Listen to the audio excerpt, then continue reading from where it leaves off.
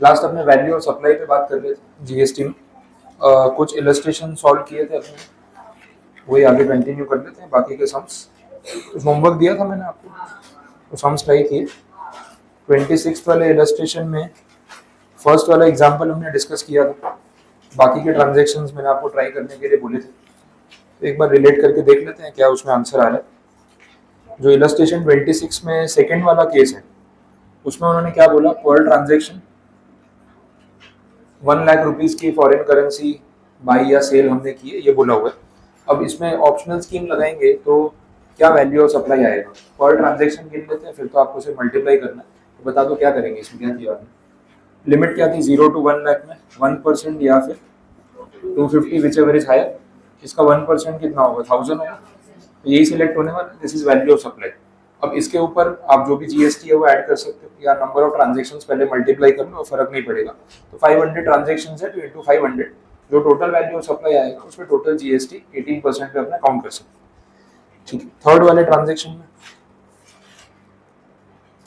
यहाँ पे बोला 5 लाख रुपीज पर ट्रांजेक्शन।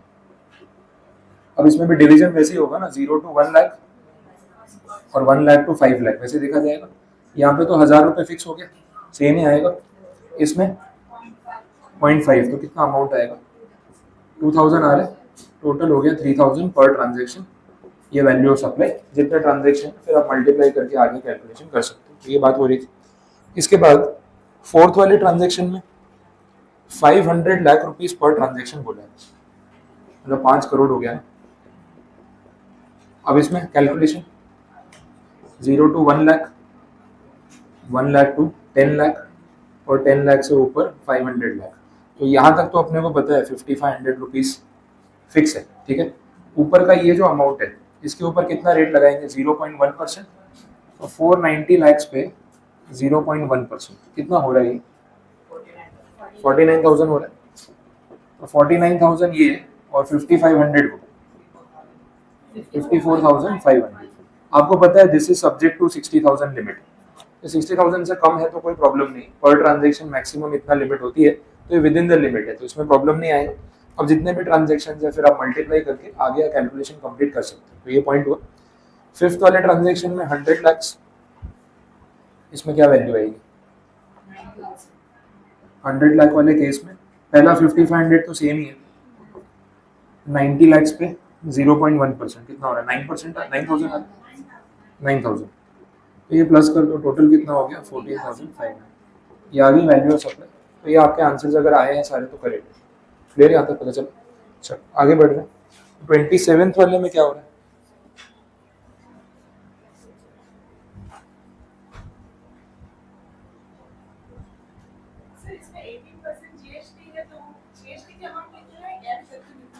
अब वो क्वेश्चन में अगर आपको वैल्यू ऑफ सप्लाई पूछा है तो फिर यही आंसर है। दोनों पूछा है तो आपको दोनों गिन के बताना पड़ेगा पहले। नहीं अगर एक सेकंड,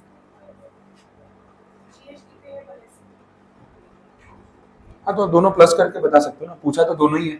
वैल्यू ऑफ सप्लाई आपने काउंट किया सपोज 14,500, आप प्लस उसी पे लिख दो ना, जीएसटी एट 18%। तो जो जीएसटी का अमाउंट है यहाँ मेंशन कर दो और प्लस करके टोटल भी बता दो, तो इसके अंदर सारी चीजें कवर हो गई। वैसे तो इस तरीके से अपने प्रेजेंट कर सकते हैं। ओके, 27th वाले में एयर ट्रैवल एजेंट की सर्विसेज की बात हो रही है। अब इसमें आपको ये देखना पड़ेगा कि जो टिकट्स बुक हुई है वो डोमेस्टिक है या इंटरनेशनल है। इंटरनेशनल, टोटल अमाउंट जो चार्ज किया गया 30 लाख रुपीस फॉर 100 टिकट्स। अब इसमें 10 लाख रुपए तो टैक्सेस के, तो मैंने आपको बोला था इसमें बेसिक फेयर निकालना पड़ता है। तो बेसिक फेयर में तो बाकी का अमाउंट ही आएगा 20 लाख रुपीस, और इंटरनेशनल है तो उसके ऊपर 10%, मतलब वैल्यू ऑफ सप्लाई कितना हो जाएगा 2 लाख। अब यहाँ पे आप पर टिकट कैलकुलेट करो या टोटल कर लो, फर्क नहीं पड़ेगा। रीजन बीइंग कि यहाँ स्लैब रेट नहीं है जैसे इस केस में था, यहाँ पे तो फ्लैट रेट ऑफ परसेंटेज लगा दिया, दैट इज 10%। आप पर टिकट गिनोगे तो भी आंसर लास्ट में 2 लाख रुपए पे ही आने वाले, फर्क नहीं पड़ेगा। तो इसमें इट इज ओके अगर आप टोटल पे कैलकुलेशन कर लो। फिर 28 वाले में, अब यहाँ पे डोमेस्टिक वाला केस है, 90 लाख रुपीज में से 10 लाख रुपीज टैक्सेस है, तो बाकी का 80 लाख बेसिक फेयर हो गया, उसमें 5% रेट लगेगा जो हमने देखा था। तो वो कितना आ गया अल्टीमेटली 4 लाख रुपीज। तो ये आपका direct value of supply, simple cases हो गए। और 29th वाले में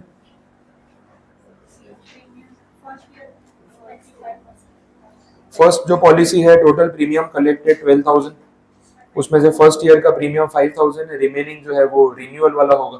तो हमने देखा था फर्स्ट ईयर के प्रीमियम पे 25% वैल्यू ऑफ सप्लाई मानते हैं और सब्सिक्वेंट ईयर्स में वो 12.5 हो जाता है। तो ये कैलकुलेशन बड़ा सिंपल है। 12,000 को पहले आप दो पार्ट में डिवाइड कर दो, 5,000 एंड 7,000, इस पे लगेगा 25% और इस पे 12.5, ये आ जाएगा वैल्यू ऑफ सप्लाई। ठीक है, जो भी अमाउंट आ रहा है वो आप गिन के नोट डाउन कर सकते हो। इसके बाद second single premium policy, premium कितना कलेक्ट हो रहा है 850 लाख, तो उसमें से कितना आएगा वैल्यू ऑफ सप्लाई 10%। हमने देखा था कि सिंगल प्रीमियम पॉलिसी में 10% flat value of supply.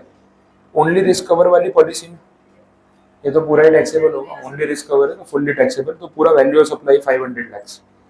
Fourth point, इसमें कुछ आया आपको, ये नया पॉइंट है आपके लिए इसलिए इसमें क्वेरी आ सकती है।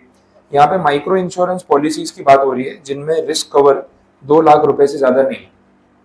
माइक्रो इंश्योरेंस पॉलिसीज जो है उसमें यही लिमिट होती है कि जो रिस्क कवर है, किसी का लाइफ इंश्योरेंस कर रहे हैं तो 2 लाख रुपए से ऊपर का अमाउंट नहीं होता है, मतलब डेथ इंश्योरेंस पे इतना ही अमाउंट मिलेगा।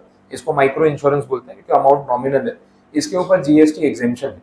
अभी एग्जेम्पन का नोटिफिकेशन है सेंट्रल गवर्नमेंट का जिसमें इसको एग्जेम किया, जो अपन ने अभी तक पढ़ा नहीं है तो ऐसा आपको उसका आइडिया नहीं है, तो ये नोट करके रखना पड़ेगा वहाँ पे।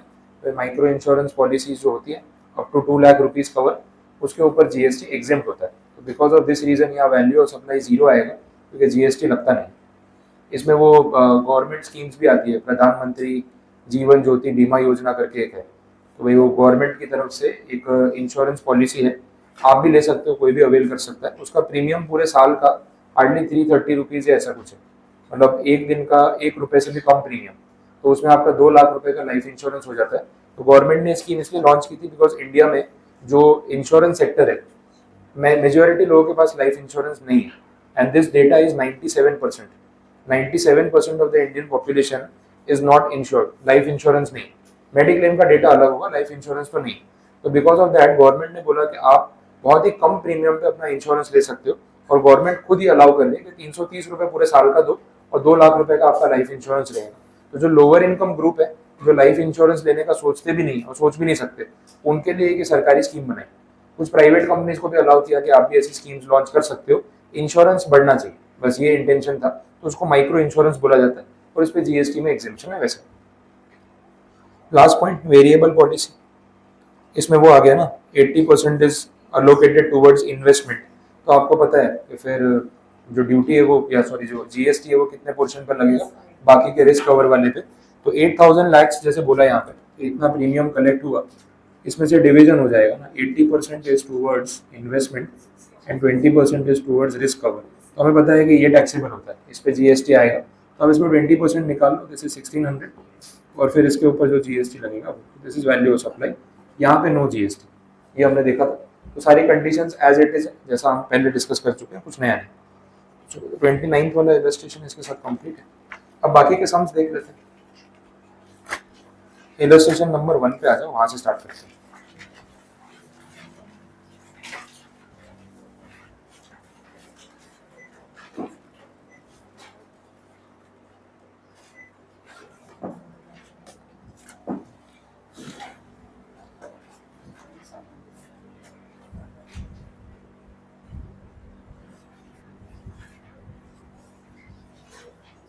चलो इलस्ट्रेशन नंबर 1 पे बात कर लेते हैं, क्या बोला।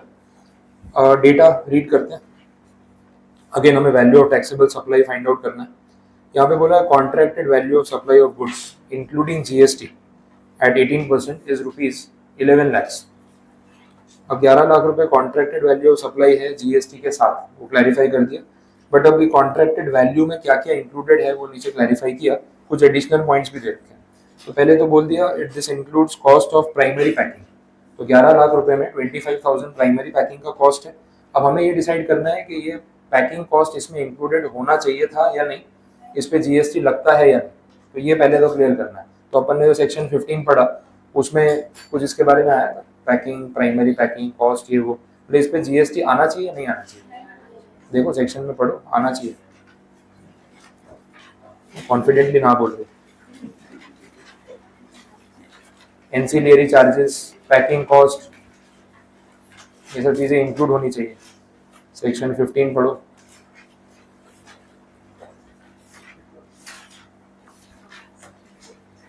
मिला कुछ?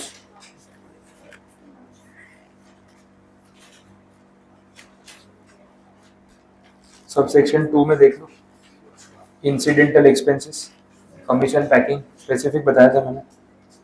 तो ये सब चीज़ें ऐड होती है ना, तो this is subject to GST.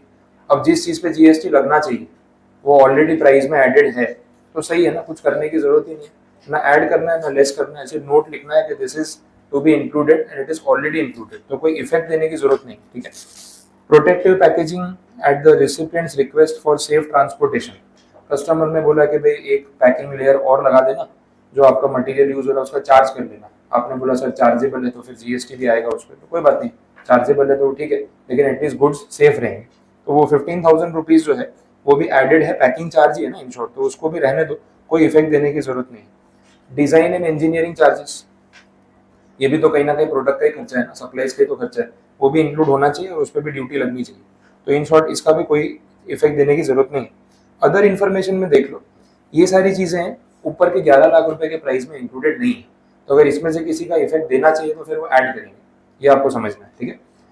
Commission paid to agent by recipient on instruction of supplier. Supplier ने बोला, मैंने आपको बोला कि भाई मेरे एजेंट को कमीशन देना है, मेरे बिहाफ पे आप दे देना, तो अब ये अमाउंट जो है ये वैल्यू ऑफ सप्लाई का हिस्सा होना चाहिए या नहीं होना चाहिए? इनडायरेक्ट पेमेंट हो गया। मैंने आपको बोला कि 11 लाख रुपए मुझे दे दो, 5,000 रुपए मेरे एजेंट को दे दो, तो ये आप मेरे बिहाफ पे पेमेंट कर रहे हो, तो this is also part of supply. ये हमने नहीं देखा था इनडायरेक्ट पेमेंट, तो मैंने आपको बोला कि मेरी फीस 20,000 रुपए है, 15,000 मुझे दे दो, 5,000 मेरा एडवर्टाइजमेंट का बिल भर दो, तो जीएसटी तो पूरे 20 पे रखना चाहिए, ये वैसी चीज है। अब ये जो 5,000 रुपए है ये 11 लाख में इंक्लूडेड नहीं है, तो क्या करेंगे हम इसमें, इसको प्लस कर लेंगे, तो 5,000 रुपीज ऐड हो जाएंगे। क्लियर? और सेकंड पॉइंट में बोला freight and insurance charges paid by recipient again on behalf of supplier.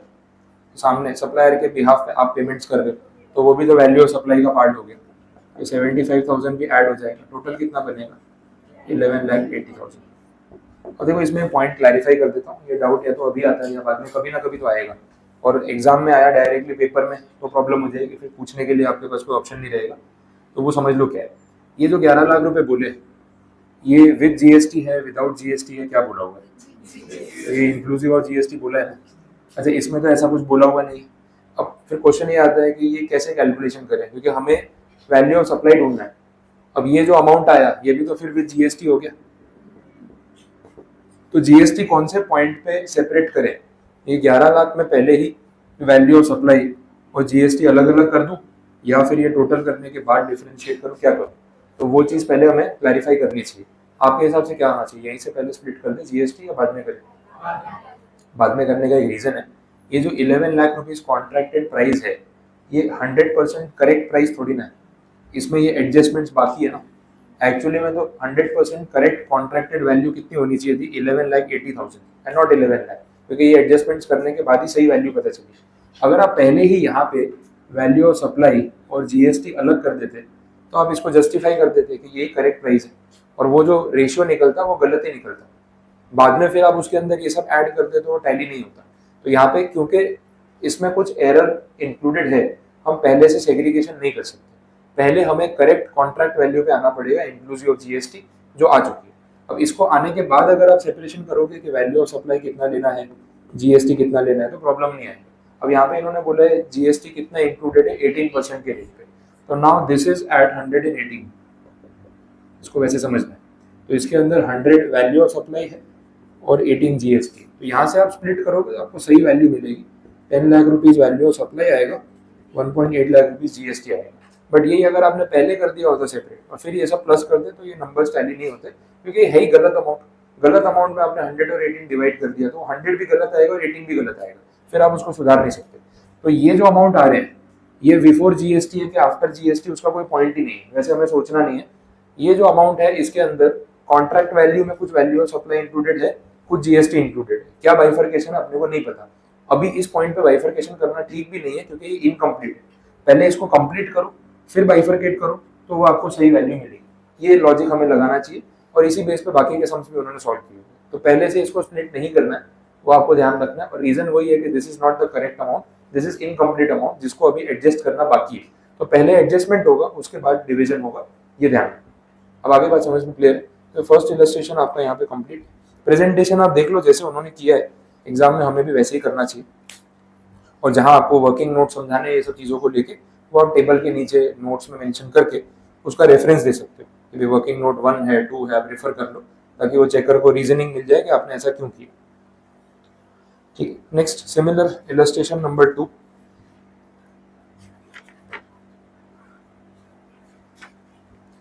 देखें डेटा में क्या है, वैल्यू ऑफ मशीन दे रखी है यहाँ पे inclusive of GST at the rate 12%। अब ये जो इनवॉइस वैल्यू है 15 लाख रुपए, उसमें क्या क्या इंक्लूडेड है वो आपके सामने क्लैरिफाई किया हुआ है। Taxes other than GST charge separately by the supplier, that is 15,000 rupees. Okay, अब ये इसमें इंक्लूडेड रहने चाहिए कि नहीं रहने चाहिए?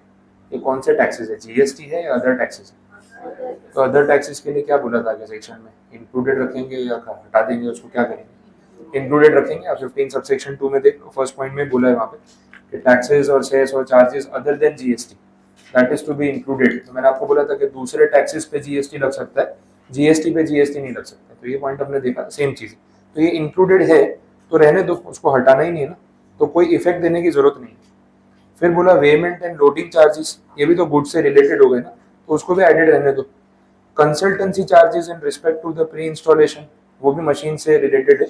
मशीन खरीदने से पहले आपने कंसल्टेंट को पैसे दिए कि ये मशीन मेरे काम आएगी कि नहीं, अगर खरीदूंगा तो कैसे इंस्टॉल होगी, तो उसकी उसने फीस चार्ज की। अब ऑब्वियस है 15 लाख रुपए की मशीन है और सामने कंसल्टेंसी के 10,000 लग रहे हैं, तो 10,000 बचाने के चक्कर में हम 15 लाख की मशीन थोड़ी खरीदेंगे। पहले कंसल्टेशन करेंगे, उसके बाद परचेज करेंगे, इम्प्लाइड है तो वो प्रोडक्ट से रिलेटेड एक्सपेंस है। टेस्टिंग चार्जेस भी प्रोडक्ट से रिलेटेड हो गए, इंस्पेक्शन चार्जेस भी उससे रिलेटेड हो गए। तो ये सारी चीजें तो लॉजिकली इंक्लूड होनी भी चाहिए और है भी, तो इसमें कोई चेंजेस करने की जरूरत नहीं। यहाँ सब में सिर्फ वर्किंग नोट्स आएंगे और कुछ नहीं आएंगे। अदर इन्फॉर्मेशन में आप देख लो क्या बोला है। पहले 2 पॉइंट्स तो सब्सिडी वाले हैं, उसकी बात अपन लास्ट में करते हैं। पहले आप थर्ड पॉइंट देखना, trade discount actually allowed and shown separately in invoice. इसका इफेक्ट ऊपर दिया हुआ नहीं है, और तो ट्रेड डिस्काउंट माइनस होगा या उस पर भी जीएसटी लगेगा? माइनस होना चाहिए। जो भी डिस्काउंट किसी भी नाम से at the time of supply अगर दिया है तो वो हमें क्लेम करने को मिलना चाहिए, जबकि ऊपर उसका क्लेम किया हुआ नहीं है। तो अपने क्या करेंगे, उस अमाउंट को लेस कर देंगे। तो 15 लाख रुपीज आपके पास जो टोटल वैल्यू है, आप उसमें से 24,000 पहले लेस कर दो कि भाई ये चीज़ जो है वो हमें क्लेम करनी है, तो उतना अमाउंट आपका बच जाएगा, जीएसटी उतने अमाउंट पे नहीं लगेगा। ये एक एंट्री हो गई। अब सब्सिडी वाले 2 पॉइंट्स दे रखे हैं। एक उन्होंने बोला है subsidy which is received from central government, और दूसरा बोला है subsidy which is received from third party. अब बोलो क्या करें इसका? अब इन्होंने यहाँ पे लिखा है इसको अदर इन्फॉर्मेशन में है, मतलब इन दोनों का इफेक्ट देना बाकी होगा, ये मान के चल रहे हैं। तो सब्सिडी जो सेंट्रल गवर्नमेंट से आपको मिली है वो तो क्लेम करने को मिलनी चाहिए ना, तो that should not be part of the contracted value, या उतना अमाउंट लेस हो जाना चाहिए। तो टेक्निकली अपने क्या करेंगे, 51,000 की सब्सिडी क्लेम करेंगे, लेस कर देंगे। दूसरा, जो सब्सिडी हमें मिली है थर्ड पार्टी से 50,000 रुपीज, वो क्लेम करनी चाहिए नहीं करनी चाहिए? क्या वो क्लेम करने को मिलेगी नहीं, तो उसको क्या करेंगे, उसको एड बैक कर देंगे, तो वो प्लस हो जाना चाहिए अमाउंट कि भाई ये सब्सिडी हमें क्लेम करने को नहीं मिलेगी। अच्छा, आप सॉल्यूशन देख लो इनका।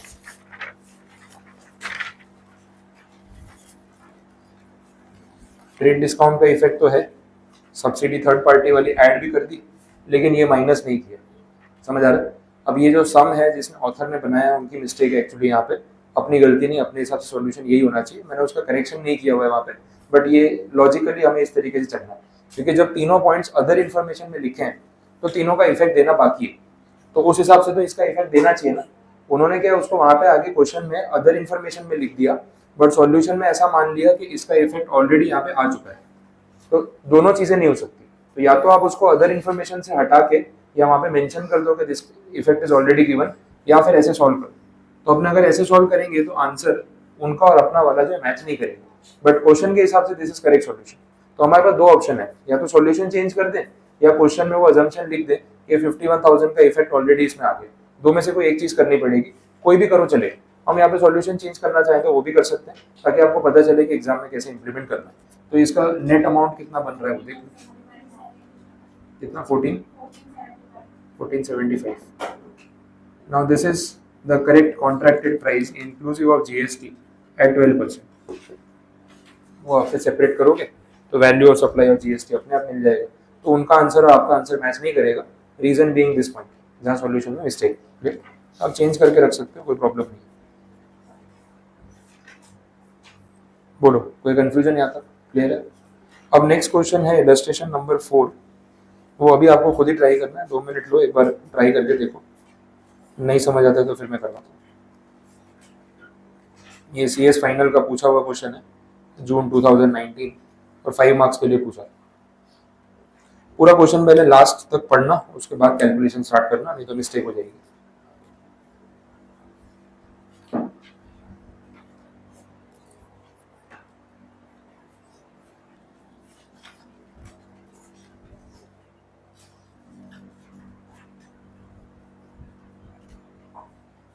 बोलो, ट्राई करके देख लिया?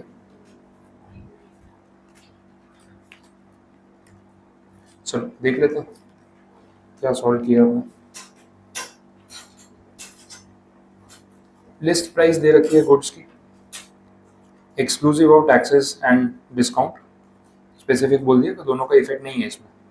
सब्सिडी रिसीव्ड अमाउंट दे रखा है, CGST SGST कितना चार्जेबल है वो दे रखा है, लोकल टैक्सेस, सेकेंडरी पैकिंग, ये सब बता दिया। नोट में क्लियर किया, company offers 2% discount on the list price, जो इनवॉइस में रिकॉर्ड होता है। List price is after considering the subsidy receive from central government, तो ऑलरेडी उसमें सब्सिडी का अमाउंट तो मेंशन माइनस हो चुका है। However the other taxes are charge to the customer over and above the list price, ये सब clarify कर दिया। अब हमें चाहिए वैल्यू ऑफ सप्लाई, देख लेते हैं एक एक करके क्या चीज़ का इफेक्ट देना है। 12 लाख रुपीज़ का जो अमाउंट है वो लिस्ट प्राइस तो बोला ही है, सब्सिडी का इफेक्ट तो ऑलरेडी दे दिया है ना, नीचे बोला ही है, तो उसका कोई इफेक्ट अभी यहाँ पे हमें देना नहीं, ना लेस करना है ना एड बैक करना है। CGST SGST ऐड होगा नहीं, हमें तो वही गिनना है ना, टैक्स तो गिनना है। ये तो इनपुट टैक्स वाला पार्ट हो गया, अगर आप ये ऐड करोगे तो फिर GST पे वापस GST आ जाएगा। तो वैल्यू ऑफ सप्लाई निकालते टाइम हम GST के अलावा बाकी टैक्सेस ऐड करते हैं, GST ऐड नहीं होता, ये वो पॉइंट आ गया। तो ये 50,000 वाला अमाउंट हमें ऐड करना नहीं है। लोकल टैक्सेस जो म्यूनसिपल अथॉरिटी के हैं वो ऐड होंगे, ठीक है, ये रहेगा तो इसको प्लस करेंगे। सेकेंडरी पैकिंग चार्जेस भी ऐड करने पड़ेंगे। नोट में डिस्काउंट की बात की हुई है, डिस्काउंट का अमाउंट कितना आएगा? 2% कौन से अमाउंट पे गिनेंगे? 12 लाख पे, इसके टोटल पे गिने 12 लाख, ये क्लियर बोला है list price, this is the list price, तो इस पे गिनना है आपको, तो डिस्काउंट लेस कर सकते हैं। और कोई इफेक्ट तो देना बाकी है नहीं, देख लो क्या अमाउंट आ रहा है, 12,11,000, ये है आपका final amount, that is the value of supply, क्योंकि this is before GST, before taxes, तो ये वैल्यू ऑफ सप्लाई डायरेक्टली मिल गया। अब इसके ऊपर अगर GST कैलकुलेट करना हो और कोई रेट दे रखा हो तो अपने इस पर डायरेक्टली गिन सकते हैं, बट यहाँ पे कोई GST का रेट तो दिया हुआ है नहीं, वैल्यू ऑफ सप्लाई अपना फाइनल आंसर है। कुछ रेट होता तो इसके ऊपर लगा लेते और आंसर आ जाता, ये करना है।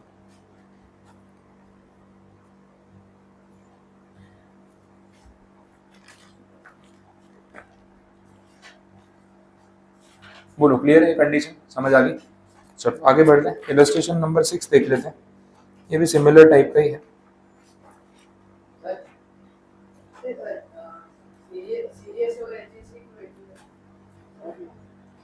आगे सेक्शन में देखो, उसमें लिखा हुआ है सेक्शन 15 सबसेक्शन 2 ओपन करो, उसका फर्स्ट पॉइंट पढ़ो क्या बोल रहा है उसमें। GST पहले ही ऐड कर देंगे तो जो अमाउंट आएगा उस पर वापस GST गिनेंगे। अब मान लो ये 50,000 रुपये आप इसमें ऐड कर देते तो ये अमाउंट आपका 50,000 से बढ़ जाता, ये आता 12,61,000, फिर इसके ऊपर फिर से GST लगाते तो GST पे GST वापस नहीं आ जाता। वो GST जो है वो हमें इसमें इंक्लूड पहले से करना नहीं है, जो अमाउंट आएगा उसके ऊपर अलग से GST गिनना, इसलिए वो ऐड नहीं होता। और ये बात सेक्शन में स्पेसिफिक बोली हुई है कि आप इनपुट GST जो है वो कॉस्ट का पार्ट नहीं मानते, वो इनपुट GST, वो कॉस्ट का पार्ट मानोगे तो फिर वापस GST कंपोनेंट में भी तो फिर से GST लग जाएगा, कास्केडिंग इफेक्ट हो जाएगा। वो 50,000 का तो आपको 80 से मिलने वाला है, तो आप उसको क्यों कॉस्ट में ऐड कर रहे हो? तो रीजन वही है कि इनपुट टैक्स जिसका रिटर्न मिलने वाला है ITC, उसको अपन कॉस्ट में ऐड नहीं करते, वही रीजन है जो यहाँ पे यूज हो रहा है, और कोई नया पॉइंट नहीं है। क्लियर है? ठीक, चलो देखें इलस्ट्रेशन नंबर 6।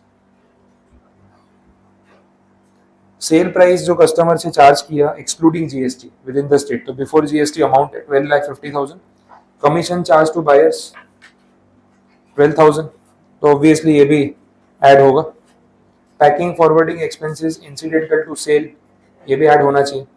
पेमेंट चार्जेस भी ऐड होने चाहिए।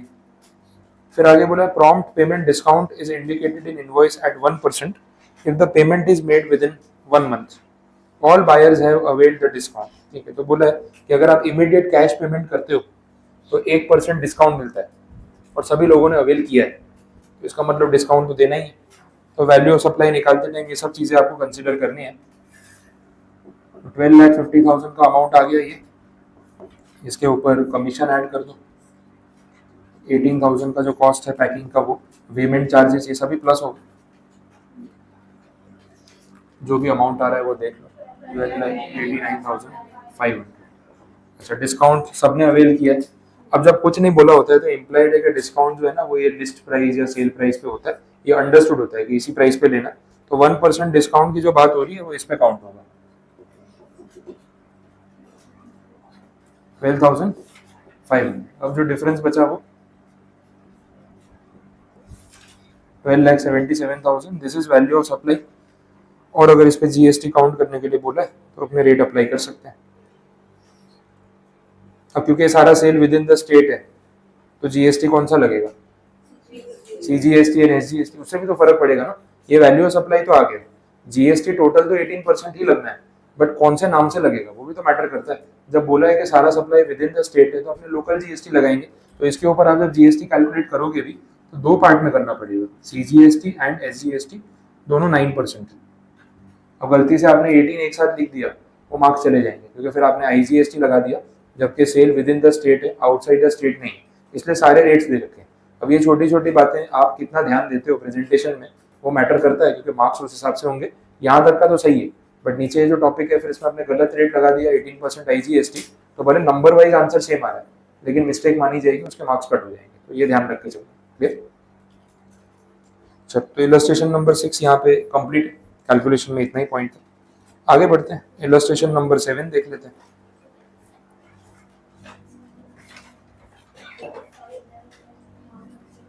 क्लियर है ना ये वाला?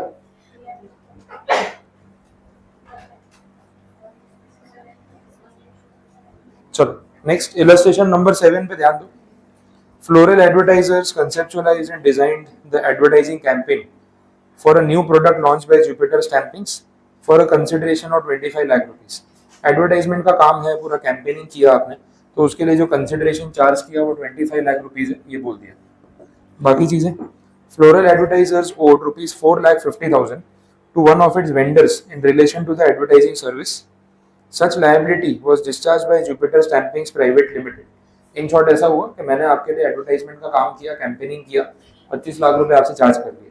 मैंने बोला मेरे वेंडर्स हैं जो मुझे एडवर्टाइजिंग का काम करने में हेल्प कर रहे हैं, होर्डिंग्स लगा रहे हैं, डेकोरेशन कर रहे हैं, एवरीथिंग, मुझे उनको 4,50,000 रुपीज पे करना है, ये आप मेरे बिहाफ पे पे कर दो।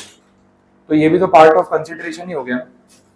आप मेरे बिहाफ पे 4,50,000 पे कर रहे हो, 25 लाख आपने मुझे पे किया, 4,50,000 आपने मेरे वेंडर को पे किया, तो टोटल पेमेंट देखा जाए तो वो 29,50,000 हो गया। समझ आ रहा है ये? तो this is actually value of supply till now. आगे और पॉइंट में क्या बोला है वो भी देख लो। Jupiter stampings delayed the payment. अब आपने पैसे देने में देर कर दी, ये 25 लाख रुपए आपने मुझे टाइम पे नहीं किए, तो मैंने इसके लिए आपसे 50,000 रुपीज का इंटरेस्ट चार्ज कर लिया। समझ आया? अब टोटल पेमेंट कितना बन गया? 30 लाख। समझ आ रहा है? तो this is the value of supply. जो जीएसटी लगेगा वो इस अमाउंट पे लगेगा। हाँ, जीएसटी के रेट में फर्क हो सकता है। अब ये जो मैं आपसे चार्ज कर रहा हूँ ये एडवर्टाइजिंग है, दिस इज अ सर्विस। अब इस पे भी अगर 18% रेट है तो ठीक है, इंटरेस्ट के ऊपर तो 18% रेट होता ही है, तो वो अपनी जगह। मान लो अगर यहाँ पे रेट 12% होता तो जीएसटी दो पार्ट में काउंट होता, बट वैल्यू ऑफ सप्लाई तो पूरा 30 लाख ही रहने वाला है। कैलकुलेशन तो अपने रेट के हिसाब से स्प्लिट कर सकते हैं, उसमें कोई प्रॉब्लम नहीं है। मान लेते हैं दोनों में रेट सेम है तो प्रॉब्लम नहीं आएगी, पूरे 30 लाख पे सीधा 18% जीएसटी। बट अगर इंटरनली रेट अलग अलग है तो फिर सब पे सेपरेट रेट कैलकुलेट होगा। और ये बड़ी कॉमन सी चीज़ है, आप अपना अगर व्हीकल सर्विस करवाने जाओ ना कभी, उसका बिल मिलेगा ना, उसमें देख लेना, वो लोग जब बिल बना के देते हैं ना आपको, वो इनवॉइस दो पार्ट में होता है। एक जो पार्ट्स यूज करते हैं ना उसका बिल में पोर्शन अलग होता है, और एक जो सर्विस का आपसे चार्ज करते हैं सर्विस कॉस्ट, उसका बिल अलग होता है। अब जो पार्ट्स होते हैं, जितने भी पार्ट व्हीकल में चेंज हुए होंगे सब पे जीएसटी लगता है। मोस्टली इन पार्ट्स पे जीएसटी 12% की रेंज में लगता है। लेकिन जो सर्विस का वो लोग चार्ज ले रहे हैं ना आपसे, सर्विस कॉस्ट ले रहे हैं, उस पर जो जीएसटी है वो 18% लगता है। तो कैलकुलेशन अलग अलग कर देंगे, लास्ट में टोटल मार देंगे कि बिफोर जीएसटी इतना अमाउंट प्लस टोटल इतना जीएसटी, नेट पेएबल इतना। बट इंटरनल कैलकुलेशन में आपको इनवॉइस में ये दोनों पार्ट्स देखने को मिलेंगे। तो इसलिए अगर अलग अलग रेट ऑफ जीएसटी लग रहा है तो सेपरेट कैलकुलेशन हो सकता है, उसमें कोई बड़ी बात नहीं। क्लियर? तो इलस्ट्रेशन नंबर 7 आपका यहाँ पे कंप्लीट। इन्होंने तो क्वेश्चन में बोल ही दिया अज्यूम द रेट 18%, तो फुल अमाउंट पे 18% आ जाएगा वैसे। आगे बढ़ते हैं नेक्स्ट। हाँ बोलो क्या? हाँ कोई बात नहीं, नंबरिंग तो मत जाओ, चलेगा उस वो इसीलिए कि जहाँ से मैंने क्वेश्चंस लिए है ना तो उसका नंबरिंग मैच करने के लिए, उससे आपको कोई प्रॉब्लम नहीं है। इलस्ट्रेशन नंबर 12 ही है next. ILP limited is a manufacturer. अब ये लोग ना वो शरबत बना रहे हैं, अपना रूह अफ़ज़ा और ये सब नहीं आता है, तो वो बिजनेस है। तो कंपनी है, मैन्युफैक्चर कर रही है, शरबत की बॉटल बना के उसको फिल करके बेच रही है। अब ये जो बिजनेस है कैसे चल रहा है, क्योंकि रिटेल प्रोडक्ट है, थोड़ा इनका कैलकुलेशन समझना। इसमें एक्चुअली एक सर्कुलर का रेफरेंस है जिसके बेसिस पे क्वेश्चन सॉल्व होगा। तो मैं आपको सर्कुलर की डिटेल्स शॉर्ट में बता देता हूँ, फिर थियरी भी एक बार प्रोवाइड कर दूंगा तो उससे पता चल जाएगा। यहाँ पे बोला है जो शरबत मैन्युफैक्चर कर रहा है वो उसको बॉटल में भर के बेच रहा है। अब मैन्युफैक्चरर खुद तो डायरेक्टली कंज्यूमर को बेचता नहीं, बीच में रिटेलर, होलसेलर ये सब होते हैं। तो जो रिटेलर है उसके लिए उन्होंने एक स्कीम रखी हुई है। अब स्कीम में ऐसा है कि कोई भी शॉपकीपर अगर ये कंपनी से 100 बॉटल्स परचेज करेगा तो कंपनी उसको 25 बॉटल्स फ्री में देगी। तो उसको टोटल कितनी बॉटल मिल गई? 125। लेकिन उसको पेमेंट जो है वो 100 का करना है। और ऐसी स्कीम्स यूजुअली रिटेलर और मैन्युफैक्चरर के बीच में या होलसेलर के बीच में होती है, बिकॉज जो भी रिटेलर है फाइनली आपको तो प्रोडक्ट MRP पे ही बेच रहा है ना, तो MRP आपसे चार्ज कर रहा है, उससे ज्यादा तो कर नहीं सकता, बट उसको भी तो कुछ कमाना है। तो कंपनी क्या करती है, उसको MRP से डिस्काउंटेड रेट पे प्रोडक्ट देती है, ये तो हम सब जानते हैं। या फिर अगर ऐसी कुछ स्कीम दे दी तो उसमें क्या होगा, ये 25 बॉटल रिटेलर को मैन्युफैक्चरर से फ्री मिली है, लेकिन जब कस्टमर को बेचेगा तो MRP चार्ज करेगा, तो वहां उसका प्रॉफिट निकल जाएगा। तो ऐसी स्कीम्स यूजुअली होती है, बड़ी कॉमन सी चीज है। आगे क्या बोला वो देख लो। The MRP indicated on each bottle is 200 rupees. तो ये तो कस्टमर से चार्ज करने वाला पार्ट हो गया, 200 rupees per unit. The transaction value is rupees 160 पर बॉटल। ये होना ही था क्योंकि ट्रांजेक्शन मैन्युफैक्चरर और रिटेलर के बीच में हो रहा है, तो MRP पे थोड़ी चार्ज करेंगे, उसको वो डिस्काउंट भी तो दिया होगा। तो एक्चुअली में जो ट्रांजेक्शन वैल्यू है it is 160 rupees. This is between the retailer and manufacturer, और ये ऑब्वियस है, इसमें कोई प्रॉब्लम वाली बात नहीं। During the month ILP limited sold 1 lakh bottles and gave away 25,000 bottles free to the retail shopkeepers. ये पूरे महीने का डेटा है कि भाई कितनी बॉटल्स उन्होंने बेची और कितनी उस पर फ्री में प्रोवाइड की। अब ये स्कीम क्यों है वो भी समझो। कंपनी ने ऑफर ऐसा रखा है मैन्युफैक्चरर ने कि कोई भी शॉपकीपर हमसे शरबत की बॉटल लेके जाएगा आगे बेचने के लिए, तो MRP 200 है, आपको 160 में मिलेगी, तो 40 रुपीज आपका मार्जिन रहेगा। बट इसमें साथ साथ में एडिशनल ऑफर रख दिया। अब ये एडिशनल ऑफर कंपनी ने अपना सेल बढ़ाने के लिए रखा है। ये शॉपकीपर जनरली क्या है ना, जितना बिकेगा उतना ही रखते हैं। फिर आपको पता है कि एक्सपायरी डेट होती है फूड प्रोडक्ट्स की, तो बॉटल्स पड़ी रहेंगी और बिकने नहीं वाली है, तो शॉपकीपर इतना स्टॉक क्यों भरेगा। तो वो क्या सोचेगा, 10 बॉटल 20 बॉटल ले लेता हूँ, बिक जाएगी तो और मंगवा लूंगा। कोई ऐसे ही 50 बॉटल मंगवाता होगा, कोई 70-80 बॉटल मंगवाता होगा। तो जिसकी रिक्वायरमेंट 100 बॉटल्स के नियर बाय होगी ना, 70, 75, 80, 85, तो वो क्या सोचेगा, यार अगर मैं 100 बॉटल एक साथ मंगवा के थोड़ा रिस्क ले लेता हूँ तो 25 फ्री हो जाएगी। अब ये फ्री वाली में से कुछ नहीं भी बिकी तो मेरा क्या जा रहा है, बट बिक गई तो सीधा प्रॉफिट है। तो एक तो 40 रुपए पर बॉटल तो कमाने को मिल ही रहा है, तो ये 100 बॉटल में तो 40 रुपीज का मार्जिन है मेरा, और ये 25 बॉटल तो पूरी फ्री है। अब ये 200 पे बेचूंगा तो मुझे तो पूरे 200 रुपए कमाने को मिलेंगे। उस लालच में वो 70-80 बॉटल के बदले 100 बॉटल खरीद रहा है, तो कंपनी का सेल इस वजह से बढ़ रहा है। तो हर शॉपकीपर जो इस रेंज में आ रहा होगा वो ऐसे ऑफर को यूज करेगा। अच्छा, कंपनी वाले इस मैटर में कॉस्टिंग कैसे निकालते होंगे, ये 25 बॉटल का कुछ कॉस्टिंग कंसिडर करते होंगे या फिर इसमें नुकसान जाता होगा। ऑब्वियसली कॉस्टिंग में तो फिर ये स्कीम मैंने सोच के ही बनाई कि भाई मुझे 100 पे 25 बॉटल फ्री देनी ही है, और मैं पहले से अजम्पशन लेके चल रहा हूँ कि आप सारे रिटेलर मुझसे 100 यूनिट्स के मल्टीपल में खरीदोगे, तो मुझे तो मालूम है कि 25 बॉटल मुझे आपको देनी है, तो इसमें मेरा प्रोडक्शन में कुछ कॉस्ट भी तो लगा होगा। चलो मैं सोचूंगा कि इसमें मैं मार्जिन नहीं कमाऊंगा, लेकिन कम से कम कॉस्ट तो रिकवर करूंगा। तो आपको क्या लगता है, ये जो MRP है, ये जो ट्रांजेक्शन वैल्यू है, इसमें इसका कंपोनेंट मैंने कंसीडर नहीं किया होगा? डेफिनेटली किया होगा, एटलीस्ट कॉस्ट तो मैंने कवर किया होगा, या हो सकता है नॉमिनल प्रॉफिट मार्जिन भी कवर किया हो। तो ये सारी चीजें इसके अंदर कैलकुलेटेड है। ये बात गवर्नमेंट को, GST डिपार्टमेंट को, सबको पता है, because this is a normal business practice. इसमें कुछ भी इलीगल या कोई चीटिंग वाली बात नहीं होगी, समझ आया? तो इन्होंने यहाँ पे GST में ये बोला कि अब जब मैं आपको ये 125 बॉटल सप्लाई कर रहा हूँ, जिसमें 100 बॉटल का मैंने चार्ज किया और बाकी की 25 बॉटल फ्री है, तो जीएसटी फिर किस अमाउंट पे एक्सचेंज होना चाहिए वो यहाँ पे क्लैरिफाई करना है। अब इसके लिए एक सर्कुलर इशू किया जीएसटी डिपार्टमेंट ने, उन्होंने क्लैरिफाई किया हुआ है कि ऐसी स्कीम्स में हमें पता है, देखो मैं आपसे चार्ज कितना कर रहा हूँ पता है, 100 बॉटल पे 160 रुपये, ये अपने बीच में एक्चुअली में ट्रांजेक्शन हो रहा है।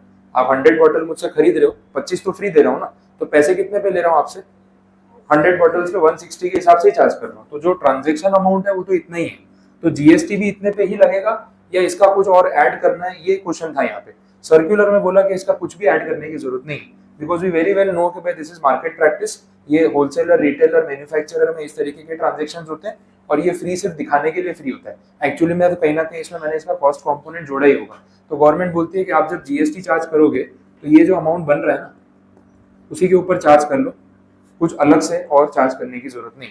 तो मैंने अगर आपको 25 बॉटल फ्री दे दी तो इस 25 बॉटल पे मैं आपसे कोई एक्स्ट्रा जीएसटी कलेक्ट नहीं करूंगा तो भी चलेगा। आ रहा है समझ में? तो अल्टीमेटली जो ट्रांजेक्शन वैल्यू है that is only the value of supply, और जो जीएसटी आने वाला है वो उसी पे है।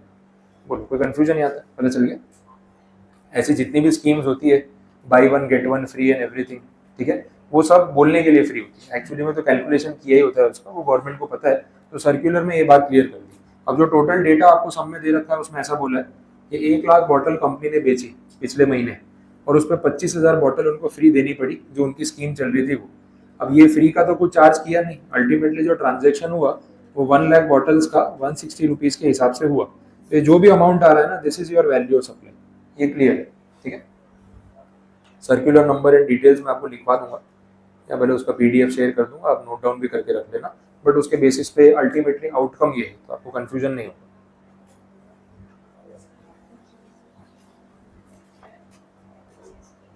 देख लो, इसको नोट कर लो।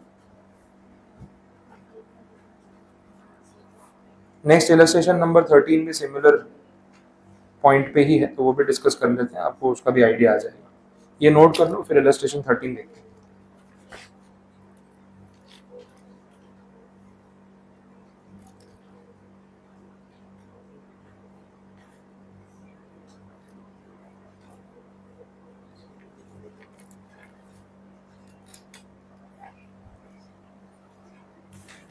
ठीक है, डन, क्लियर हो गया?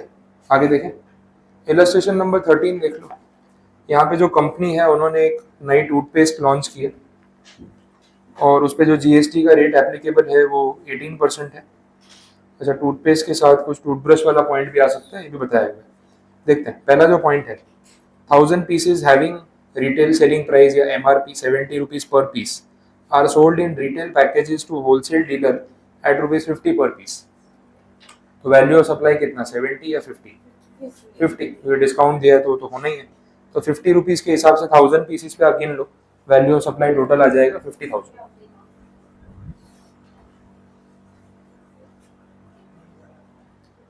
ठीक है, तो ये तो अमाउंट हो गया, 50,000 आएगा उसमें। सेकंड वाले केस में बोला 2500 pieces having MRP 70 rupees per piece are sold in retail packages but buyer is charge for 2400 pieces only at 50 rupees. 100 pieces have been given free as quantity discount. अब ये भी मार्केट प्रैक्टिस है, आप जितना bulk में purchase करोगे उतना आपको क्वांटिटी डिस्काउंट मिलेगा, वो चलता है। आप ये मेट्रो में या रिलायंस रिटेल में सब जगह पे शॉपिंग करने जाते हो तो उसमें भी होता है ना, 10 यूनिट खरीदोगे तो 1 फ्री मिलेगा, 20 खरीदोगे 2 फ्री मिलेगा। तो जितना ज़्यादा बाई करोगे ना उतना क्वांटिटी डिस्काउंट वो आपको देते हैं, जिससे उनका स्टॉक ज़्यादा बिकता है। That is the idea. यहाँ पे भी सेम हो रहा है। तो 2500 में से 2400 पीसेस पे मैंने आपसे पैसे चार्ज किए, बाकी के 100 डिस्काउंट के नाम पे फ्री दे दिए, और पैसा चार्ज कितना किया पर यूनिट, 50 रुपीज। तो ट्रांजेक्शन वैल्यू सिंपल है, 2400 into 50, that is the value of supply.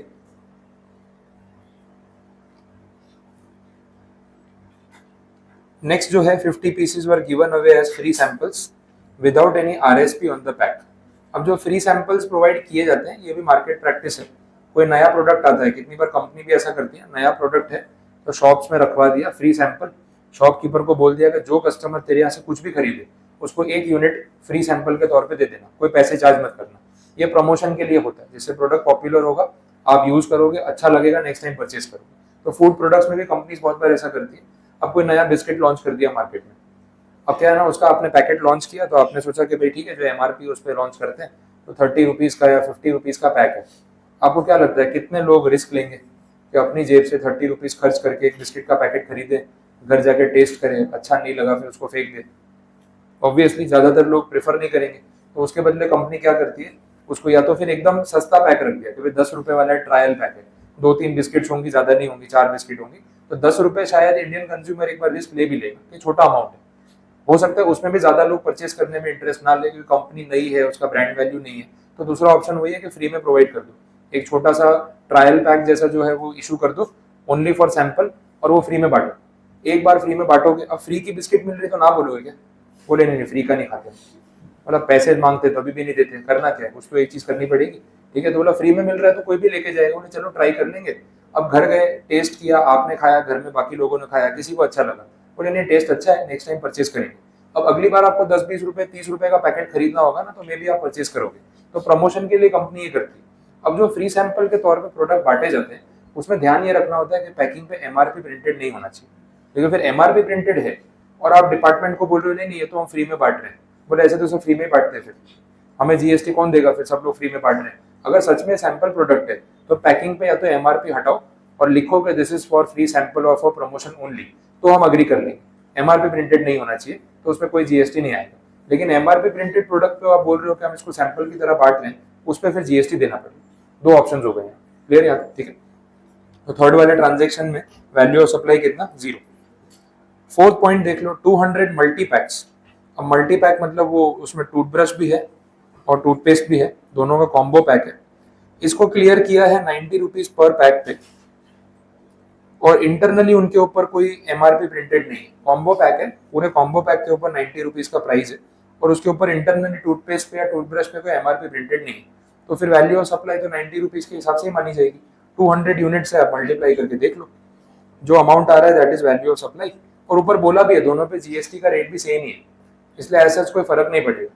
But अगर मान लो जीएसटी का रेट अलग अलग होता तो विच एवर इज हायर, फिर ये कॉम्पोजिट सप्लाई में आ जाता, आर्टिफिशियल बंडलिंग, क्योंकि एक साथ दोनों चीजें साथ में बेचना जरूरी नहीं है, ये आप अपनी मार्केटिंग के लिए कर ले। तो एक पे 18% रेट होता है, एक पे 12 होता, तो पूरे कॉम्बो पैक के ऊपर 18% लगता है हाईएस्ट रेट। ये अपन सेक्शन 8 में पढ़ चुके हैं ना, उसका इम्पैक्ट यहाँ पे। ठीक है, और ये चीज आपने बाकी प्रोडक्ट्स पे भी देखी होगी, जैसे वो बिस्किट का पैक, गुड डे बिस्किट का पैक आता है, या हाइड एंड सीक का आएगा, कोई भी बिस्किट का पैकेट है, तो एक वो ना वो बड़ा फैमिली पैक आता है, इसके अंदर ना वो ज्यादा क्वांटिटी में बिस्किट्स के पैकेट होते हैं।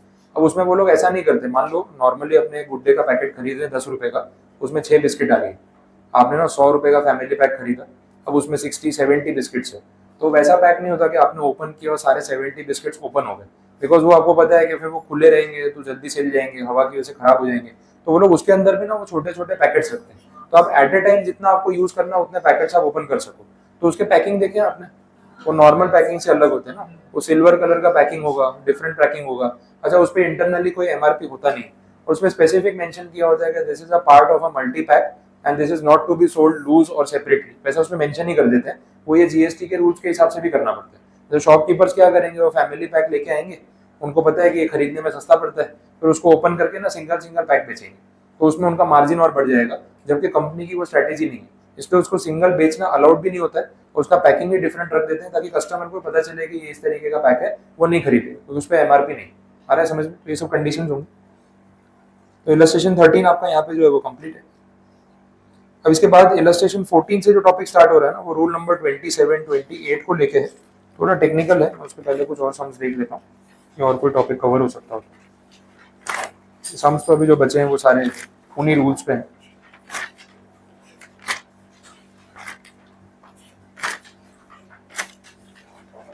और आगे ना थियरी में ये सारे पॉइंट्स के ऊपर कुछ टॉपिक्स हैं, आप एक बार पहले वो रिलेट कर लो। पेज नंबर 55 पे आना।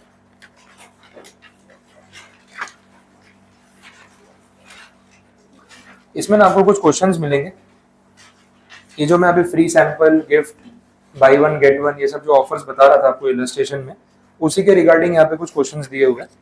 अब क्योंकि अपना सब्जेक्टिव पेपर हो गया है ना, तो ये सब चीजें आपको एग्जाम में काम आएंगी डेफिनेटली। ये मॉड्यूल में से ही मैंने क्वेश्चंस दिए हुए हैं, और इसमें नए पॉइंट्स नहीं है, क्योंकि मैं अभी जो आपको बता रहा था उसी से कनेक्टेड है। पहले एक बार आपको होमवर्क में इसको पूरा रीड करके आना, फिर अपने डिस्कस कर लेंगे आपको जो नहीं समझ आए, क्योंकि पॉइंट्स मैं ऑलरेडी बता चुका हूँ। तो ये चीज आप टिक करके रखना। और इसके पहले भी 1-2 इलस्ट्रेशंस दे रखे हैं। अभी जो मैंने आपको आज इलस्ट्रेशंस कराया ना, ये सेम टॉपिक है, अभी आपके लिए होमवर्क है, खुद से सॉल्व हो जाएंगे। इतना आप टिक करके रख लो।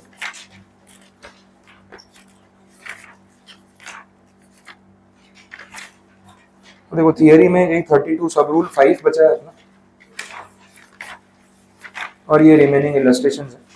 तो मैं 32 सब रूल 5 पहले आपको करवा देता हूँ, फिर इलस्ट्रेशंस पे जाएंगे। बट उससे पहले आप 5 मिनट ब्रेक ले लो, उसके बाद कंटिन्यू करते हैं। तो टॉपिक थोड़ा हैवी है, एक ब्रेक के बाद अपने स्टार्ट करते हैं। चलो भाई टॉपिक देख लेते हैं आगे।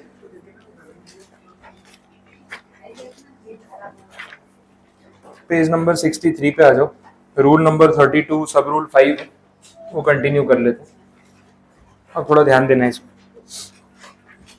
तो यहाँ पे ना सेकेंड हैंड गुड्स की बात हो रही है। कोई भी पर्टिकुलर प्रोडक्ट जो अपने ब्रांड न्यू कंडीशन में बेच रहे हैं एज अ रिटेलर, होलसेलर, वो सब ठीक है। लेकिन एक कंज्यूमर को गुड्स बेचने के बाद ऐसा भी तो हो सकता है कि वो कंज्यूमर वो गुड्स को आगे यूज करने के बाद किसी को सेल ऑफ कर दे। तो ये जो ट्रांजेक्शन हो रहा है सेकेंड हैंड कैटेगरी में, जो गुड्स बिक रहे हैं, तो उस पर जीएसटी कैसे कैलकुलेट होगा, आएगा या नहीं आएगा, वो क्लैरिफिकेशन यहाँ पे सब रूल 5 में प्रोवाइड कर रहे हैं। वैसा है। अब इसमें रूल का तो रेफरेंस है ही, कुछ साथ में आपको नोटिफिकेशन का रेफरेंस भी मिलेगा। तो एक एक करके वो चीज़ें क्लियर कर लेते हैं कि टैक्सेबिलिटी के रिगार्डिंग क्या बोला होगा। तो सबसे पहले आप पेज नंबर 64 पे देखना, उसमें एक एग्जेम्पशन नोटिफिकेशन की बात हो रही है। तो वहां से शुरू करते हैं।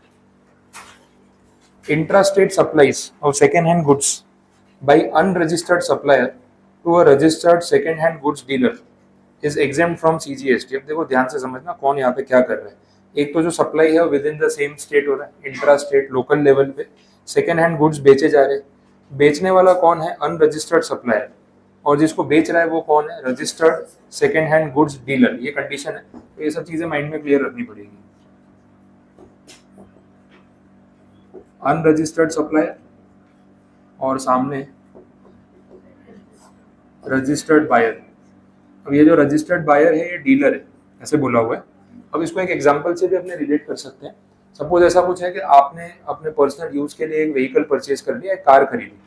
अब कार परचेज की होगी आपने शोरूम से या जो भी डीलर है उससे, तो आपने उसके ऊपर जीएसटी तो पे किया होगा।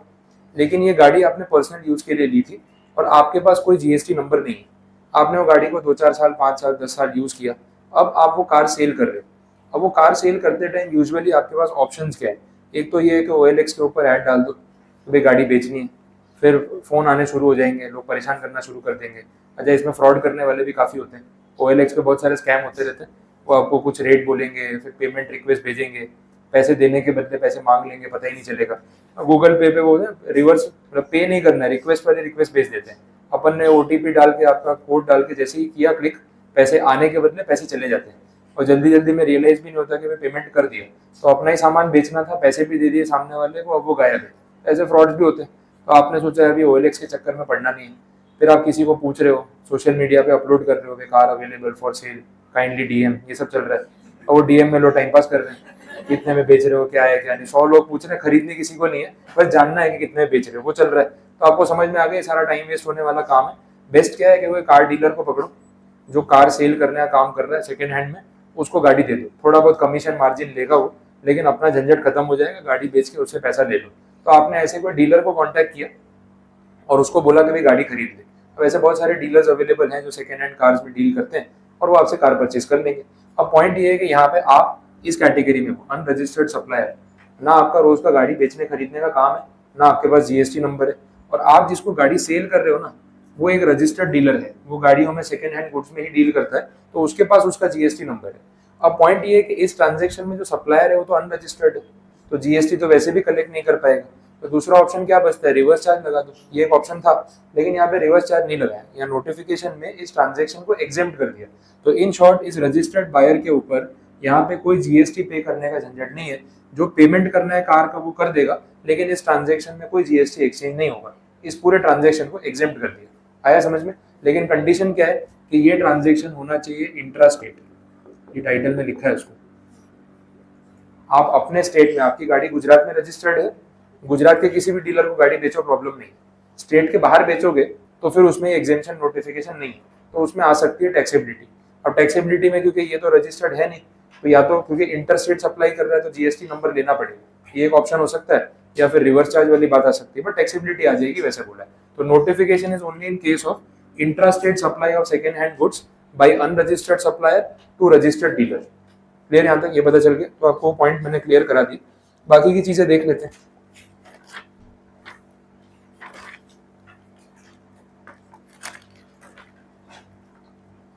अच्छा, अब इसी स्टोरी को आगे कंटिन्यू कर रहे हैं। आप उसको अगर थियरी वाइज देख रहे हो तो ये जो नोटिफिकेशन मैंने आपको बताया, जस्ट इसके नीचे एक पॉइंट दे रखा है टेबुलर फॉर्मेट में, value of second hand goods करके लिखा हुआ है। अब मैं उसके बेसिस पे बात कर रहा हूँ क्योंकि उसमें दो कंडीशंस है। अब यहीं से कंटिन्यू करते हैं अपन इस चेन को। ये जो रजिस्टर्ड बायर है, जो डीलर है, इसने आपसे गाड़ी खरीद ली। अब एक अमाउंट, ट्रांजेक्शन वैल्यू भी अपने डिसाइड कर लेते हैं, कितने रुपए में गाड़ी खरीदी। मान लो 3 लाख रुपए में गाड़ी खरीदी, तो आपने अपनी कार इसको 3 लाख रुपीज में बेच दी और आप फ्री हो गए। अब ये डीलर इस गाड़ी का करेगा क्या? खुद तो चलाने वाला है नहीं। उसका पर्पस क्या है कि भाई गाड़ी मुझे आगे बेचनी है। तो उसके पास क्लाइंट्स है जो सेकंड हैंड में कार परचेस कर रहे हैं। अब देखा जाए तो सेकंड हैंड कार का भी अच्छा खासा मार्केट है इंडिया में, ऐसा नहीं है, लेकिन उतना भी ग्रो नहीं कर रहा है कंपेरेटिवली। बिकॉज क्या है ना, एक कार परचेस करने वाला जो मार्केट है, जो उसमें बायर है ना, उसके एस्पिरेशंस थोड़े अलग है। लोग गाड़ी खरीदते हैं ना तो वो एक लग्जरी की तरह, एक एस्पिरेशनल वैल्यू होती है कि यार घर में गाड़ी है, वैसा है। तो यूजुअली अगर कोई कार परचेज कर रहा है तो फर्स्ट प्रेफरेंस हमेशा ब्रांड न्यू कार को ही देगा कि भाई नई गाड़ी खरीदे। वो थोड़ा एक बोलते हैं ना, सोशल वाला भी दिमाग में रहता है, लोग क्या सोचेंगे, सेकंड हैंड गाड़ी खरीदी, गरीब आदमी है, पैसे नहीं है इसके पास। मतलब ऐसा कुछ नहीं है, सेकंड हैंड हो या फर्स्ट हैंड हो क्या फर्क पड़ता है, कार चलाने से मतलब है। बट लोग ये सब चीजें सोचते हैं अपने आप पे, तो ब्रांड न्यू गाड़ी ज्यादा प्रेफर करते हैं। तो सेकंड हैंड या यूज्ड कार परचेस करने वाले लोग कम है, लेकिन वो भी डिपेंड करता है, सिटी टू सिटी सारा डेटा अलग है। कहीं पे सेकंड हैंड कार्स डेफिनेटली बिकती है, कुछ सिटीज में उसका इतना मार्केट नहीं भी है, तो एवरेज चल रहा है, कहीं पे अच्छा मार्केट है, कहीं पे नहीं, ये चीज है। अब ये जो भी डीलर है ना, जिसने कार परचेज की है, उसने 3 लाख रुपए दिए, तो उसका एक कॉस्ट तो फिक्स हो गया। अब वो क्या करेगा, इस गाड़ी के ऊपर थोड़ा बहुत खर्चा करेगा।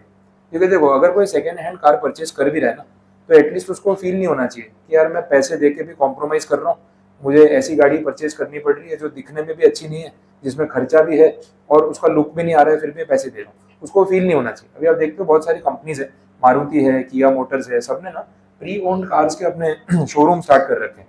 ह्यूंडई का भी है, बहुत सारी कंपनीज ने किया। तो वो लोग क्या करते हैं कि अगर आप मारुति गाड़ी आप चला रहे हो, आपको गाड़ी बेचनी है, तो मारुति वालों को वापस भेज दो।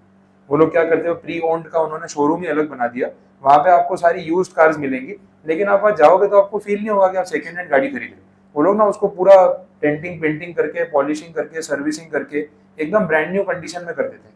प्लस उस पर आपको वारंटी प्रोवाइड करते हैं, रिपेयरिंग चेक्स और वो सब प्रोवाइड करते हैं कि भाई इतनी रिपोर्ट निकाली हमने गाड़ी की, ये सारी चीजें हमने चेक की है। खरीदने के बाद आपको ये फील नहीं होगा कि यार मैंने नुकसान कर दिया और इस गाड़ी में तो बहुत खर्चा है, वो सब प्रॉब्लम नहीं आता है। तो वो अश्योरेंस आपको वो लोग देते हैं, वारंटी भी देते हैं, उतना भी वो कर रहे हैं।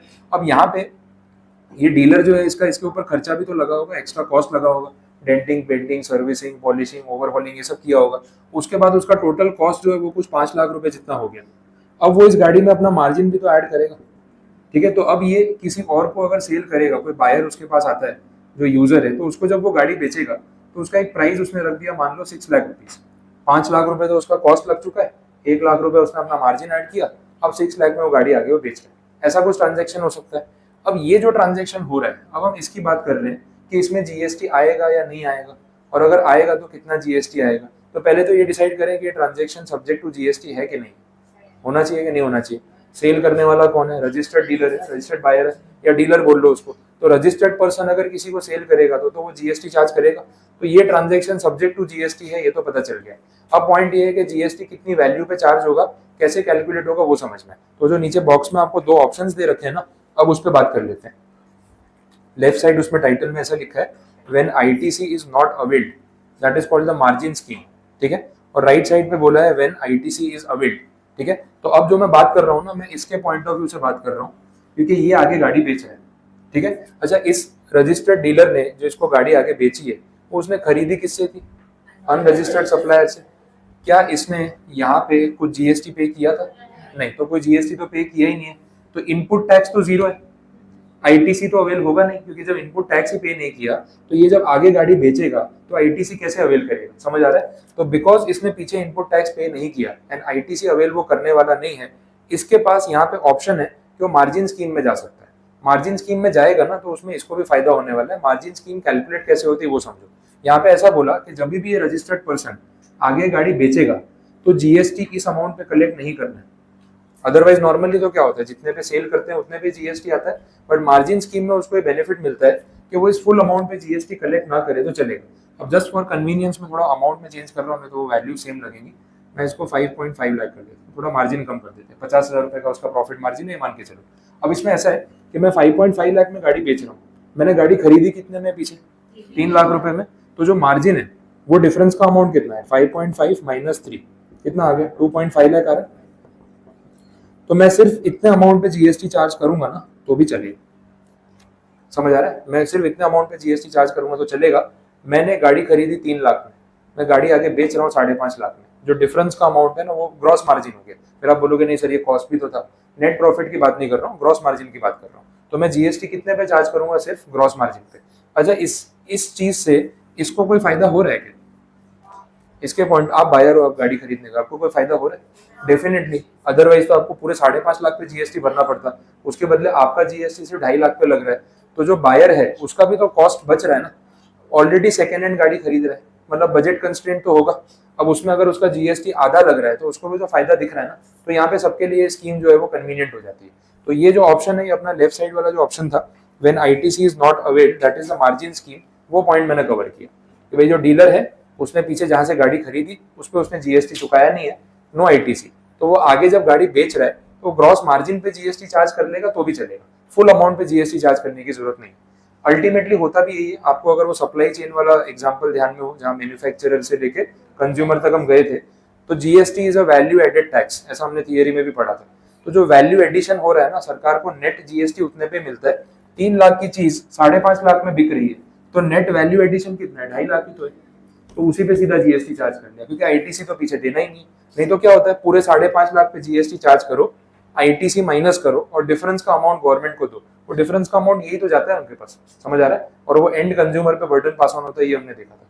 तो उन्होंने बोला डायरेक्ट डिफरेंस का दे दो ना जब आईटीसी 0 है तो ये मार्जिन स्कीम इसको बोला जाता है। बोलो कोई कंफ्यूजन नहीं आता, समझ आए? तो ये एक पार्ट आपका कंप्लीट हुआ। दूसरा देख लो, व्हेन आईटीसी इज अवेल्ड, अब ये तब होगा जब ये डीलर जिससे गाड़ी खरीद रहा है ना वो अनरजिस्टर्ड नहीं है, वो रजिस्टर्ड, चेंज हो गया ना। अब क्या होगा, यहाँ पे मैंने पीछे जीएसटी पे किया होगा जिसको अपने इनपुट टैक्स बोलते हैं, समझ आ रहा है? तो मैंने जीएसटी पे किया है, तो मैं जब आगे बेचूंगा तो मुझे फुल अमाउंट पे तो जीएसटी कलेक्ट करना पड़ेगा, नॉर्मल प्रोविजन।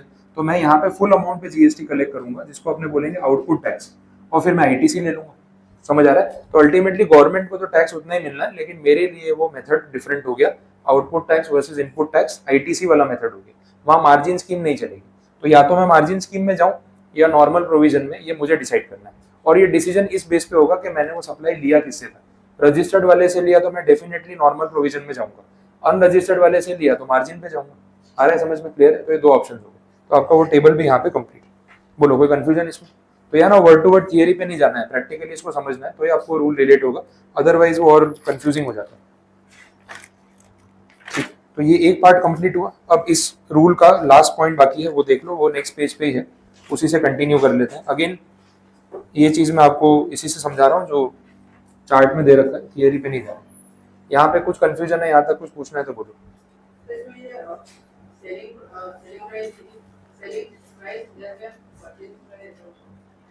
ये रहा सेलिंग प्राइस, परचेजिंग प्राइस, वही हो गया ना। 3 लाख में गाड़ी खरीदी, 5.5 में बेची, डिफरेंस कितना होगा 2.5 लाख रुपए, उसी के ऊपर चार्ज करना जीएसटी, दिस इज मार्जिन। तो ये सेम ही चीज है जो वहाँ पे लिखी हुई है वैसे।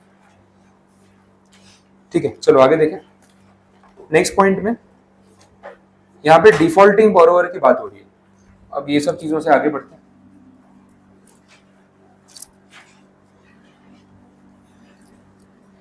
इसमें कैलकुलेशन वाला पार्ट बताने के लिए मुझे आपको एक रूल समझाना पड़ेगा, तो अभी सिर्फ पहले थियरी समझा रहा हूँ, कैलकुलेशन पे आज नहीं जाएंगे।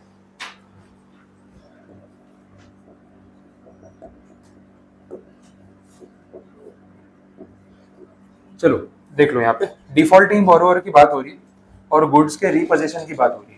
अब यहाँ पे कंडीशन ये है कि आपने एज ए यूजर एक कार परचेज की, ठीक है, एज ए यूजर आपने उसको बाई किया, आप गाड़ी चला रहे हो, लेकिन आपने इस कार के ऊपर ना बैंक से लोन ले लिया, ईएमआई फिक्स करवा लिए और गाड़ी लेके आ गए, अब यूज कर रहे हो। कुछ ईएमआई आपने पे किए, उसके बाद आपने ईएमआई पे करने में डिफॉल्ट कर दिया। आया समझ में? अब आगे क्या होता है, अगर डिफॉल्ट करते हैं तो बैंक वाले गाड़ी लेके चले जाते हैं। तो पहले तो आपको फोन करेंगे, बार बार रिक्वेस्ट करेंगे कि सर पे कर दो, डिफॉल्ट हो जाएगा तो आपका सिविल रेटिंग बिगड़ेगा, फिर आपको नेक्स्ट टाइम लोन नहीं मिलेगा, ये वो। और मजबूरी में हमें आपकी गाड़ी लेके जानी पड़ेगी, हम भी ऐसा नहीं करना चाहते, ट्राई पूरी करते हैं, एक पॉइंट पे उनको समझ में आ जाता है कि ये मानने वाला नहीं है, तो लास्ट ऑप्शन वही आपकी गाड़ी उठा के लेके जाएंगे। अब ये जो कार है, ये डिफॉल्टिंग बोरोवर आप हो, यूजर, आपने बोरो करके डिफॉल्ट किया, बैंक वाले गाड़ी को रीपोजेस करके लेके चले गए। अच्छा, अब ये रीपोजेशन करने के बाद बैंक वाले गाड़ी का क्या करेंगे? बेच देंगे या वे ब्रांच वाले घुमाते रहेंगे? अब मैनेजर खुद ही गाड़ी चला रहा है, बोले अब तो बैंक की गाड़ी है, जो करना है करो, तो कहीं कलेक्शन के लिए जाना है, घूमने जाना है, जिसको गाड़ी चाहिए ले जाओ, चाबी रखिए ब्रांच पे, सब लोग यूज कर रहे हैं, ऐसा तो होगा नहीं। एक पॉइंट पे उनको गाड़ी बेचनी पड़ेगी। अच्छा, वो कार का ऑक्शन करेंगे, ऑक्शन करके अपने पैसे वसूल कर लेंगे। अच्छा, उसमें कुछ सरप्लस अमाउंट आ गया, आपके ईएमआई जितने बाकी थे उससे ज्यादा वैल्यू में गाड़ी बिकी, तो बाकी के पैसों का क्या होता है? वो डिफॉल्टर को वापस मिलते हैं या फिर ब्रांच वाले पार्टी कर लेंगे? अरे वापस देना पड़ेगा पार्टी, तो सच में यार बैंक के एम्प्लॉय बन गए, ऐसा थोड़ी होता है। ठीक है, तो वो जो एक्स्ट्रा अमाउंट आता है ना, बैंक वालों के पास उतना ही राइट है कि जितना उनका ईएमआई ड्यू है, वो इनका जितना एक्स्ट्रा इंटरेस्ट, जो भी टाइम वैल्यू ऑफ मनी है, वो चार्ज करना बाकी है, कुछ पेनल्टी क्योंकि आपने डिफॉल्ट किया, और ऑक्शन के खर्चे, वो सारे वो रिकवर कर सकते हैं। सरप्लस में कुछ भी बचा तो वो डिफॉल्टिंग बोरोवर को पैसा वापस मिल जाएगा, क्योंकि उन पैसों पे बैंक वालों का रेट नहीं, उनके जितने ड्यूज है वो उतने वसूल कर सकते हैं। बट अल्टीमेटली यहाँ पे बात ये हो रही है कि बोरोवर से गाड़ी जो है वो बैंक वालों ने रिपोजेस कर ली और बैंक वालों ने आगे उसको सेल कर दिया। समझ आए? अब हमें यहाँ पे बैंक के पॉइंट ऑफ व्यू सोचना है। तीन पार्टीज हो गई, एक यूजर, एक बैंक और एक जो बायर आएगा जो ऑक्शन में बाई करेगा। तीन पार्टीज है, हम इसकी बात कर रहे हैं। एक तरफ से गाड़ी लेके आए, दूसरी तरफ आगे गाड़ी बेच दी, तो ये लोग इससे जीएसटी चार्ज करेंगे या नहीं करेंगे? करना ही पड़ेगा। बैंक जीएसटी में रजिस्टर्ड होती है नहीं होती? डेफिनेटली होती है, तो उनको तो जीएसटी चार्ज करना पड़ेगा।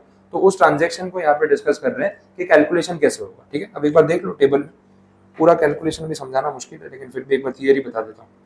इन्होंने बोला कि जो डिफॉल्टिंग बोरोवर है, अगेन यही पार्टी, पहले भी देखो एग्जाम्पल सेम था, वहां पे क्या था? कार यूजर था, रजिस्टर्ड डीलर था और बायर था। यहाँ पे कार यूजर है, बैंक है और बायर है, तो रजिस्टर्ड डीलर के बदले बैंक आ गई, तो फॉर्मेट थोड़ा बहुत सिमिलर है। अब ये जो यूजर है, या तो ये अनरजिस्टर्ड होगा या फिर रजिस्टर्ड होगा, दोनों में से एक ऑप्शन हो सकता है। इन्हीं दोनों ऑप्शंस को यहाँ पे टेबल में रखा है। जब वो अनरजिस्टर्ड है तो उस सिचुएशन में बैंक के लिए वो कार की जो परचेज वैल्यू होगी ना, वो कितनी होगी, वो हमें कैलकुलेट करना है। और अगर ये यूजर रजिस्टर्ड है तो बैंक के लिए उस कार की परचेज वैल्यू क्या होगी, वो कंसिडर करना है। बट अब इस दोनों में कैलकुलेशन डिफरेंट है। अभी मैं कैलकुलेशन पूरा नहीं करवा पाऊंगा, उसका रीजन है सेक्शन 15 जो अपन यहाँ पे पढ़ रहे हैं, आगे भी एक आईटीसी का रूल आने वाला है। This is related to ITC, वो आपको पता चल रहा है। आईटीसी के अंदर कुछ रूल्स हैं, एक रूल नंबर 40 है, एक 44 है। अब ये चीज जो है वो रिलेट करती है सेक्शन नंबर 16 से लेके 18 तक, जो टॉपिक अपना पढ़ना बाकी, जो नेक्स्ट चैप्टर है। अब ये जब पढ़ेंगे, सेक्शन पहले पढ़ाऊंगा 18 वाला, फिर रूल समझाऊंगा, फिर रूल के बेस पे आपको एक कैलकुलेशन समझ आएगा। तो अभी इतना शॉर्ट में बताने जाऊंगा, थोड़ा कंफ्यूजिंग हो जाएगा। तो अभी हमें सिर्फ ये कंडीशन समझनी है कि यहाँ पे बैंक डिफॉल्टर से गाड़ी लेके आ गई, डिफॉल्टर या तो अनरजिस्टर्ड होगा या रजिस्टर्ड होगा, दोनों में से कुछ भी हो, बैंक को एक परचेज वैल्यू डिसाइड करनी है कि वो जो गाड़ी लेके आई उसकी कॉस्ट इनके लिए क्या है, ताकि फिर जब वो आगे सेल करे तो एक सेल प्राइस भी तो आएगी। तो अगेन वही स्टोरी, सेल प्राइस और परचेज प्राइस पता होगा तो मार्जिन निकाल पाएंगे। तो मार्जिन स्कीम अगर यूज होनी है तो वो भी हो सकती है, और अगर मार्जिन स्कीम नहीं भी यूज करनी है तो भी इसके ऊपर फिर जीएसटी गिनना है। तो परचेज वैल्यू डिसाइड करना नेसेसरी है, और उसके लिए रूल का अपने को वेट करना पड़ेगा। तो यहाँ तक कोई क्वेरी है तो बोलो, ये समझ में आया, पॉइंट क्लियर है? तो इतनी स्टोरी पे अपने इसको यहाँ पे स्टॉप करते हैं। आगे फिर जब 18 वाला सेक्शन कराऊंगा और रूल हो जाएंगे तो वापस इस पे आके मैं आपको टॉपिक कंप्लीट करा दूँ। क्लियर यहाँ तक? ठीक है, कुछ पूछना है इसमें, कुछ नहीं समझ आया तो बोलो। यहाँ तक कंप्लीट है? ठीक है, इतना काफी है आज के लिए, इतना रखो। अब रिमेनिंग सम्स जो इलस्ट्रेशंस बचे हैं ना, वो कल देख लेंगे, और फिर कल मैं आगे नया टॉपिक स्टार्ट करूँगा।